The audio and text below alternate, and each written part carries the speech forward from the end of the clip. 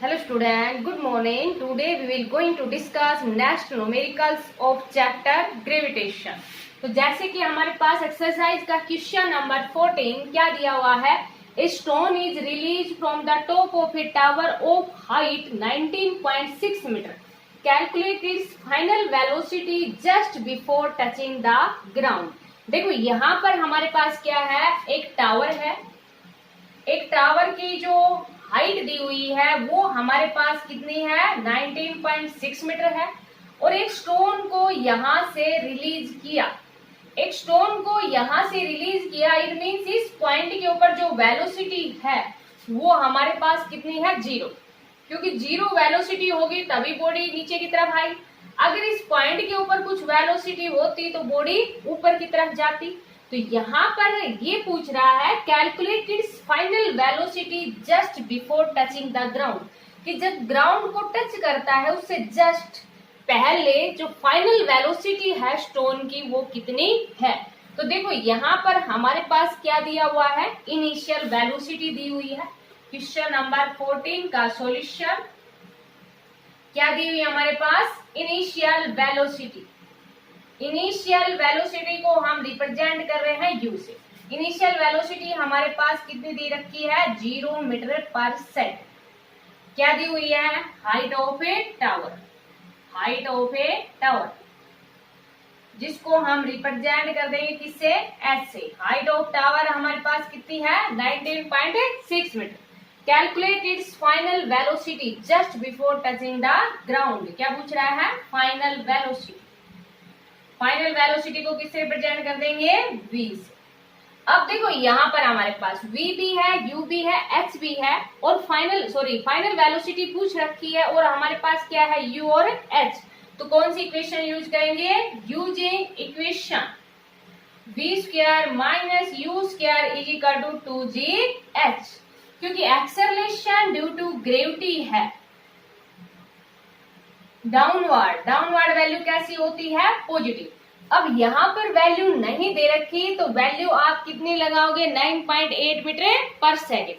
अगर आप 9.8 metre per second square अगर आपके पास दे रखी होती 10 तो आप क्या लगाते, 10. तो यहाँ पर है हमारे पास क्या लिखा है हमने, ये 9.8 मीटर सेकेंड इनवर्स स्क्वायर. तो देखो ये वैल्यू पुट करो बेटा. फाइनल वेलोसिटी पूछ रखी है, इनिशियल वेलोसिटी कितनी है, 0. एक्सेलरेशन ड्यू टू ग्रेविटी की वैल्यू डाउनवर्ड कैसी होती है, पॉजिटिव. और हाइट हमारे पास दे रखी है कितनी है, 19.6. यहाँ से हम सोल्व करेंगे कितना आ जाएगा, 2 मल्टीप्लाई 9.8 मल्टीप्लाई 19.6. तो देखो यहाँ पर 2 को जब 9.8 से मल्टीप्लाई करोगे तो 19.6 से आएगा और अगेन हमारे पास कितना है, 19.6. तो यहाँ से हम क्या लिख देंगे, 19.6 का स्क्वायर. दोनों तरफ से स्क्वायर कैंसिल हो जाएगा. तो फाइनल वेलोसिटी हमारे पास कितनी आ गई, 19.6 मीटर पर सेकेंड. तो समझ में आ गया होगा. A stone is release from the top of a tower of height 19.6 metre. यहाँ पर क्या पूछ रखा था, फाइनल वेलोसिटी. तो फाइनल वेलोसिटी हमारे पास कितनी आ गई, 19.6 metre per second before touching the ground. आपको समझ आ गया होगा. क्या करना है बेटा, कंप्लीट स्टेटमेंट, उसके बाद में सॉल्यूशन. अब देखो क्वेश्चन नंबर 15. क्वेश्चन नंबर 15 में देखो हमारे पास क्या दिया हुआ है कि एक स्टोन को थ्रो किया गया है वर्टिकली अपवर्ड. यहाँ इसको रख कर देते हैं, समझ में आ गया होगा. Question number 15. क्वेश्चन नंबर 15 में क्या दिया हुआ है, a stone is thrown vertically upward with an initial velocity of 40 metre per second. At taking G की वैल्यू कितनी है, 10 metre second inverse square. Find the maximum height reach by the stone. क्या पूछ रखा है इसमें, क्यू स्टोन ने कितनी मैक्सिमम हाइट अटेंड की and what is the net displacement, और नेट डिस्प्लेसमेंट कितना होगा, and total distance covered by the stone. और क्या पूछ रहा है, total distance covered by the stone पूछ रहा है. A stone is thrown vertically upward with an initial velocity. तो देखो यहाँ पर हमारे पास क्या दी हुई है, इसकी इनिशियल वेलोसिटी दे रखी है जिसको हम रिप्रेजेंट कर देंगे u से। इनिशियल वेलोसिटी कितनी दे रखी है 40 metre per second. Acceleration due to gravity की वैल्यू इसमें दे दी, तो आप यही लगाओगे जो वैल्यू आपको दे रखी है। एक्सेलरेशन ड्यू टू ग्रेविटी की वैल्यू कितनी दे रखी है 10 metre second inverse square. Find the maximum height reach by the stone. अब देखो यहाँ पर जैसे कि एक स्टोन को ऊपर की तरफ फेंका, अब उसके बाद में वो दोबारा ग्राउंड पे आया है, इट मीन्स यहाँ इस पॉइंट के ऊपर फाइनल वेलोसिटी कितनी है 0। तो इस कंडीशन के अंदर क्या रहेगी फाइनल वेलोसिटी, जिसको हम रिप्रेजेंट करते हैं v से। तो फाइनल वेलोसिटी हमारे पास कितनी आ गई 0 metre per second. Find the maximum height reach by the stone. तो अगेन क्या पूछ रहा है इसमें मैक्सिमम हाइट, जिसको हम रिप्रेजेंट कर देंगे h से।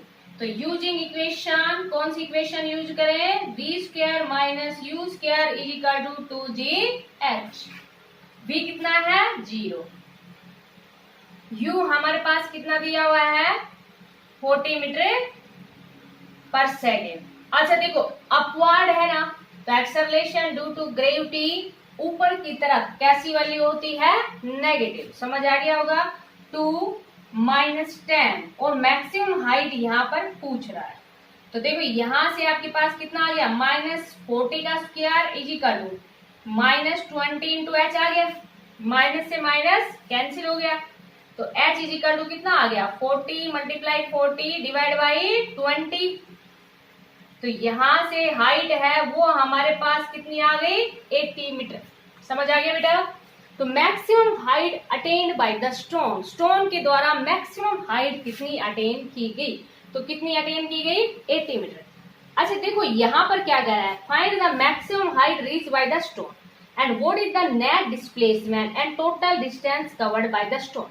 अब वो हवा में तो रहा नहीं, स्टोन मैक्सिमम हाइट अटेंड करने के बाद में कहाँ आया होगा अर्थ के सरफेस पे आया होगा, लटकता तो रहा नहीं हवा में, तो अर्थ के सरफेस पे आया। इट मीन्स देखो यहाँ पर एक स्टोन ने 80 मीटर डिस्टेंस कवर की ऊपर जाने में, तो 80 मीटर की नीचे आने में की होगी, समझ आ गया होगा। तो टोटल डिस्टेंस हमारे पास कितनी हो गई 160 मीटर हो गई, लेकिन डिस्प्लेसमेंट कितना हो गया 0, क्योंकि जहां से चला वहीं पर वापस आ गया। तो क्या लिखेंगे बेटा आगे, यहाँ तक ये समझ में आ गया, क्या लिखेंगे maximum height attend by, maximum height इतना लिख दो, मैक्सिमम हाइट हमारे पास कितनी आ गई 80 मीटर। टोटल डिस्टेंस कितनी आ गई, total distance covered by stone, total distance covered by a stone, total distance covered by stone कितनी आ गई 80 प्लस 80, तो कितनी वैल्यू आ गई 160 मीटर। डिस्प्लेसमेंट अब जहां से चला वहीं पर वापस आ गया, तो डिस्प्लेसमेंट यहाँ पर हमारे पास कितना हो गया 0, समझ आ गया होगा बेटा। तो यहाँ ये पूछ रहा था इसमें कि maximum height attend bye the stone, उसके बाद में ये कह रहा था कि उस स्टोन ने टोटल डिस्टेंस कितनी कवर की और टोटल डिस्प्लेसमेंट कितना हुआ। डिस्प्लेसमेंट हमारे पास कितना हो गया 0 मीटर, डिस्टेंस हमारे पास कितनी हो गई 160 मीटर, हाइट कितनी अटेंड की 80 मीटर। समझ में आ गया होगा क्वेश्चन यहाँ से, उसके बाद में इसका सॉल्यूशन आपको यहाँ से नोट करना है समझते। क्वेश्चन नंबर 16 देखो बेटा, समझ में आ गया होगा। क्वेश्चन नंबर 15 आपको, क्वेश्चन नंबर 16 देखो। क्वेश्चन नंबर 16 के अंदर देखो क्या दिया हुआ है, calculate the force of gravitation between the earth and the sun. Force of gravitation किसके बीच में पूछ रहा है, अर्थ एंड सन के बीच में। गिवन दैट मास ऑफ अर्थ भी दिया हुआ है एंड ऑफ सन का मास भी दिया हुआ है, average distance between the two, उनके बीच की डिस्टेंस भी दे रखी है, कुछ भी नहीं है, सीधा फॉर्मूला लगाओ। क्या क्या दिया हुआ है बेटा, mass of a earth, mass of an earth, mass of earth कितना दिया हुआ है 6 इंटू, आपको याद भी होगा ये तो, मास ऑफ सन भी दिया हुआ है, मास of A sun, mass of सन कितना दिया हुआ है ये भी आपको याद होगा, बताया था 2 इंटू 10 की power 30 kg. Distance between them, उनके बीच की जो डिस्टेंस है, जैसे कि मास ऑफ अर्थ को हम रिप्रेजेंट कर देते हैं m1 से, समझ आएगा बेटा। मास ऑफ सन को हम रिप्रेजेंट कर देते हैं m2 से। उनके बीच की जो डिस्टेंस है, डिस्टेंस बिटवीन देम, या सिंपल इस तरह से लिख दो डिस्टेंस है वो हमारे पास, या सेपरेशन बिटवीन देम इस तरह से भी लिख सकते हो। डिस्टेंस इनके बीच की कितनी है, 1.5 इंटू 10 की पावर 11 मीटर। इसको 1 एस्ट्रोनॉमिकल यूनिट भी कहते हैं कि सेंटर ऑफ अर्थ से सेंटर ऑफ सन के बीच की डिस्टेंस कितनी होती है हमारे पास, 1 एस्ट्रोनॉमिकल यूनिट।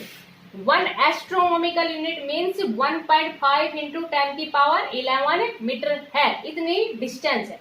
यहाँ पर क्या पूछ रहा है, फोर्स ऑफ ए ग्रेविटेशन, तो यूजिंग, या ये लिख दो from Newton's law of gravitation, from Newton's law of A gravitation. क्योंकि जब कोई ऑब्जेक्ट है जिनका मास हो और उनके बीच की सेपरेशन है, तो क्या लगता है, Newton's law of A gravitation. Newton's law of gravitation के अकॉर्डिंग F इक्वल टू क्या होता है, G m1 m2 divide by r square. समझ आ गया बेटा, ये रब कर देते हैं आप, क्योंकि हमने ऊपर वैल्यू लिख ली है, ऊपर वैल्यू लिख ली है ना। तो यहां से देखो G की वैल्यू कितनी होती है, कांस्टेंट, जानते हो आप, 6.6 इंटू 10 की power -11। Mass of earth 6 into 10 की पावर 24।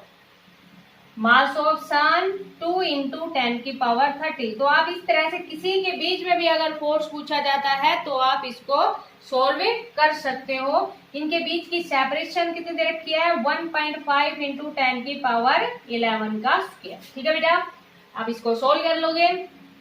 जब इसको सोल्व करोगे तो ये वैल्यू हमारे पास कितनी आ जाएगी, 3 इंटू 5 6। अप्रोक्सीमेट जो वैल्यू आएगी वो कितनी आएगी, 3.56 मल्टीप्लाई 10 की पावर 22 न्यूटन।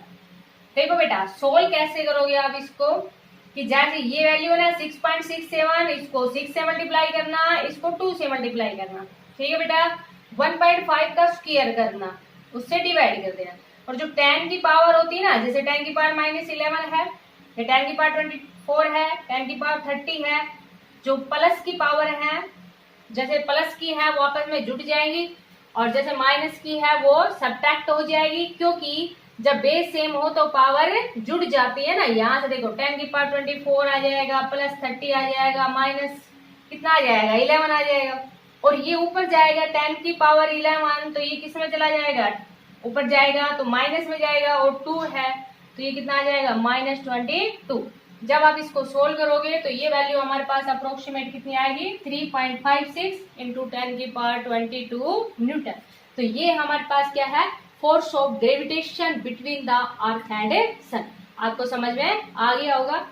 अच्छी तरह से इनको समझना और साथ में समझते हुए इनको नोट करना। Thank you, have a nice day.